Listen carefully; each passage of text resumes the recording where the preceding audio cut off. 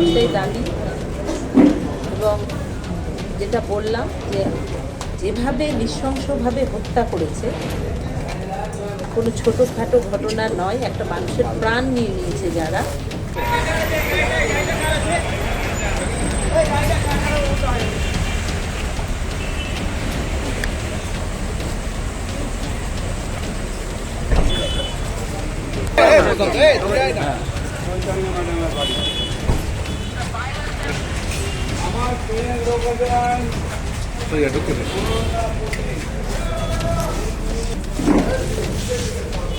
দলের বড় পদ পাবার দৌড়ে ছিলেন দুলাল সরকার। পরিবারের আশঙ্কা এই কারণেই হয়তো দুলাল সরকারকে খুন করা হয়েছে।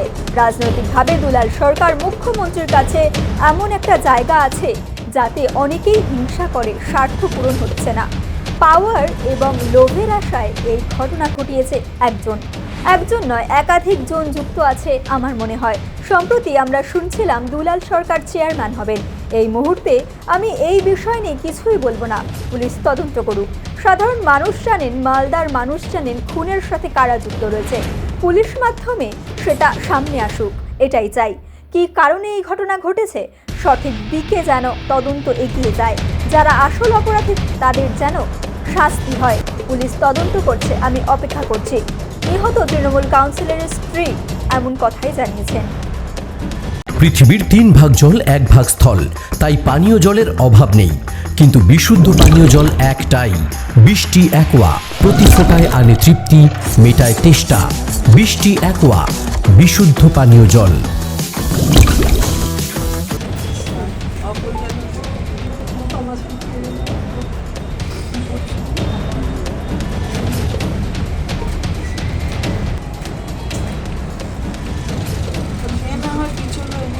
কোনো ব্যাপার নয়, জীবনের সমাপ্ত যা ঘটেছে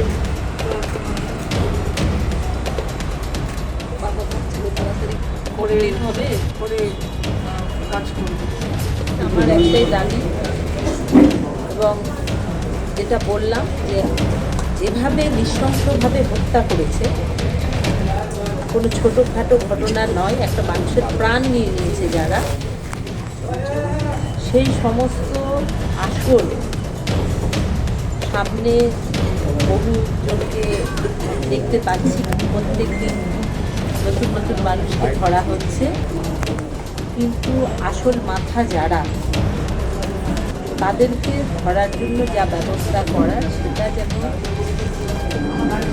করেন, সেই বার্তা আমি চন্দ্রিমাদিকেও বললাম। তাছাড়াও বেশ কিছু আলোচনা আমি দিদির কাছে করলাম, কারণ দীর্ঘদিন থেকে দিদির সাথে কিন্তু আমরা দলটা করি। আমি মহিলা প্রেসিডেন্ট দীর্ঘদিন ছিলাম, মহিলা প্রেসিডেন্ট রাজ্যের। সম্পর্কটা শুধুমাত্র দলীয় নয়, পারিবারিক সম্পর্ক রয়েছে। সেই তার কাছে সমস্ত কথা উনিও দিদির, আমাদের নেত্রী মাননীয় মুখ্যমন্ত্রীর কথাতেই এখানে এসেছেন, নিজেও আসতেন এবং ওনাকে পাঠিয়েছেন যেন তাড়াতাড়ি আমার সঙ্গে দেখা করেন এবং যে কথা জানার বা সেটা উনি জেনে গেলেন, এগুলো হয়তো উনি বলবেন। আর আমিও আমার এখানে কাজ শেষ হলে আমিও মাননীয় মুখ্যমন্ত্রীর সঙ্গে দেখা করব। আর আপনারা রয়েছেন, আপনাদের উপরে বিশ্বাস ভরসা যে সঠিক দিকে যেন এই তদন্ত এগিয়ে যায় এবং যারা আসল অপরাধী তারা যেন কোনোভাবেই ছাড়া না পায়, সেটা দেখার জন্য প্রত্যেকের কাছে আমার আবেদন থাকে। এখনো পর্যন্ত পুলিশি তদন্ত নিয়ে কী বলবে? পুলিশের তদন্ত করছে, আমি অপেক্ষায় আছি।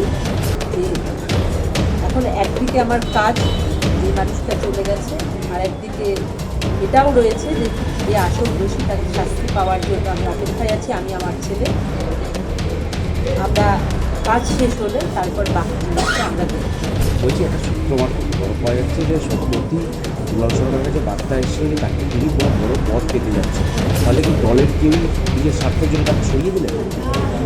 এটা হতে পারে যে এই কারণেও আছে, সাথে আরও কিছু মানুষের হয়তো হিংসা, যে তারা অনেক কিছুতে পিছিয়ে যাচ্ছে। বাংলা সরকার বা দুলাল সরকার হয়তো রাজনৈতিকভাবে মুখ্যমন্ত্রীর কাছে এমন একটা জায়গায় আছে, সেটাও তাদের হিংসার কারণ। অবশ্যই নিকৃষ্ট মনের মানুষ যারা এটা করেছে, তারা লোভ এবং পাওয়ারের যে তাদের ভীষণ রকমের চাহিদা, তার থেকেই এই ঘটনা ঘটিয়েছে। একজন নয়, একাধিকজন আমার মনে হয় এতে যুক্ত আছে। দুলালবাবু আপনাকে বলেছিলেন কখনো যে উনি বড় পদে যাচ্ছেন? হ্যাঁ, মেন কইটা চলে হ্যাঁ, গেল। এই ঘটনাটা সম্প্রতি আমরাও জানতাম যে উনি চেয়ারম্যান হবেন, এরকম একটা কথা চলছিল। দলের এটা চেয়ারম্যান? দলের নয়, আমি এই মুহূর্তে আর ওই বিষয়গুলো নিয়ে বেশি বলতে চাইছি না, কারণ পুলিশ তার তদন্ত করুক। সাধারণ মানুষ জানে, মালদার মানুষ জানে, তার সাথে সমস্ত যুক্ত যারা রয়েছেন আপনারাও খবর রাখেন। সেটা আমার মনে হয় আপনাদের মাধ্যমে এবং পুলিশের মাধ্যমে সামনে আসুক যে কী কারণে এই ঘটনা ঘটা। ওনাকে সরিয়ে দিতে দলেরই একাংশের লাভবান হওয়ার কথা। দেখুন, রাজনীতি করতে গেলে প্রতিদ্বন্দ্বিতা থাকবে। প্রতিদ্বন্দ্বিতা এই পর্যায়ে পৌঁছানো উচিত নয় যে নৃশংসভাবে কাউকে হত্যা করবে। যারা এই জিনিসটা ঘটিয়েছে তারা কীরকম মানুষ সেটা আপনারাও বুঝতে পারছেন, সাধারণ মানুষও বুঝতে পারছে, এবং প্রত্যেকেই একেবারেই পরিষ্কার হয়ে গেছে মানুষের কাছে যে কে বা কারা করেছে। বাকিটা পুলিশ তার এভিডেন্স নিয়ে সেই পৌঁছবে ঠিক জায়গায়। এবং আমি আপনাদের মাধ্যমে আবেদন রাখবো যেন কোনোভাবে কোনো প্রলোভন দিয়ে অথবা কোনো রকম চক্রান্ত করে আসল দোষীরা যেন লুকাতে না পারে, সেটা আপনারাও একটু নজর রাখবেন। আপনারা যাকে মনে করছেন, দেখুন, দিনের আলোর মতোই পরিষ্কার কে বা কারা হিংসে করতো এটা আপনারাও বুঝতে পারছেন। আমি এই মুহূর্তে কারো নাম আমি বলতে চাইছি না, আমি বলার মতো এই অবস্থায় নেই এই মুহূর্তে। আমার এখন কাজ হবে, কাজ চলছে, ছেলে কাজে বসে আছে, দিদি এসেছিলেন তাই আমি বেরোলাম। তো এটা আরেকটু অপেক্ষা করেন, আমি আশা করছি পুলিশের মাধ্যমে আপনাদের সামনেই হয়তো আসা। দলনেত্রীকে এই নামগুলো জানাবেন? অবশ্যই আমি যেটা জানি বা আমার যেটা সন্দেহ বা আমার কাছে যা তথ্য আছে আমি সেগুলো নিশ্চয়ই দলনেত্রীকে দেবো। বলছি, দিদির কাছে কি আপনি দাবি করবেন সিআইডি তদন্ত করা হোক? এই মুহূর্তে আমি দিদির সাথে কথা না বলে আমি কিছু বলতে চাইছি না, কারণ আমার দিদির ওপরে বিশ্বাস আছে যে তিনি এই ঘটনাটা যে ঘটেছে উনিও মেনে নিতে পারছেন না। কারণ দুলাল সরকার তার সাথে বা আমার সাথে দিদির কী সম্পর্ক সেটা দিদি জানেন, আমরা জানি, বাকিরা হয়তো দূর থেকে জানেন, কিন্তু দিদি আর আমরা সেটা খুব ভালো করে জানি এবং তার কাছে দিদি হারিয়েছে সেটা তিনি জানেন। নদিয়া জেলার সবথেকে বড় বিল্ডার্স চাকদার মা মনসা বিল্ডার্স রড ও সিমেন্টের পাইকারি ও খুচরো বিক্রেতা। মা মনসা বিল্ডার্স, পদ্মবিলা, চাকদা, নদিয়া। রড কেনাকাটায় থাকছে ডিসকাউন্ট অফার।